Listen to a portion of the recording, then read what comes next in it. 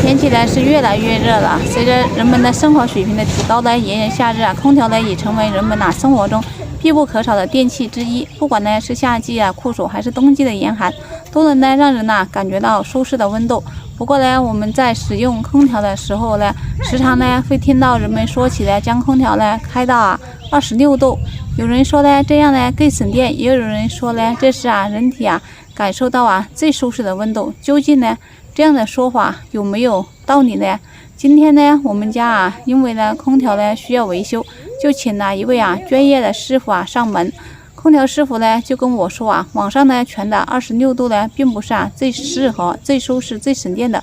其实呢这都是误导。听完之后呢我才知道原来呢我做错了这么多年。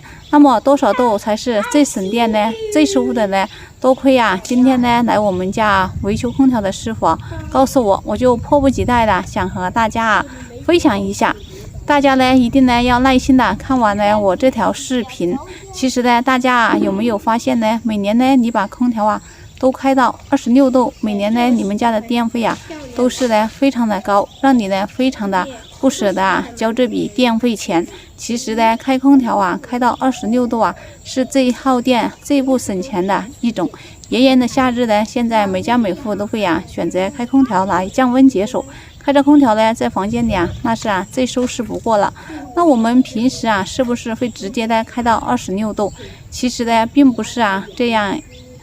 其实并不是这样的一位呢非常专业的来我们家修空调的师傅告诉我，开空调呢要注意以下的3点，可以呢让你省不少的电费首先呢，第一点就是在选购空调的时候，我们呢要看能效等级，一般呢分为1级、2级和3级。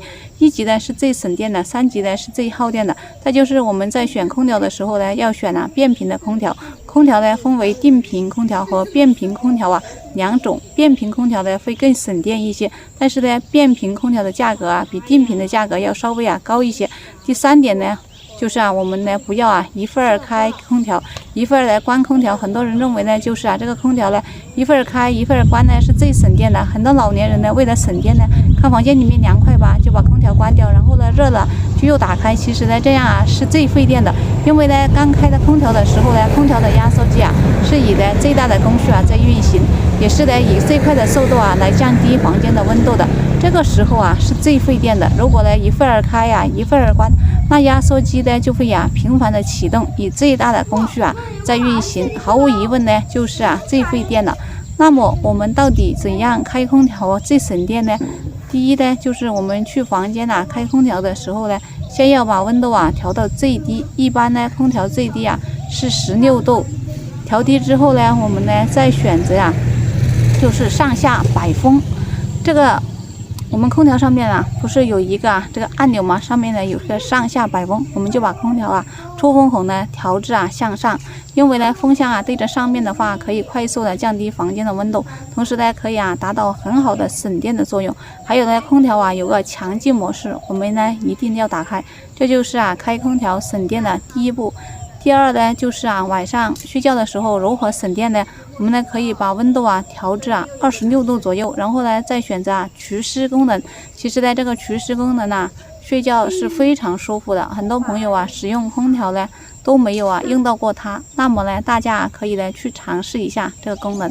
那么呢就是我们晚上睡觉开空调的时候，到底呢开到多少度呢？其实我们空调的温度的设定呢取决于环境的因素。比如说我们白天和晚上这都是有区别的。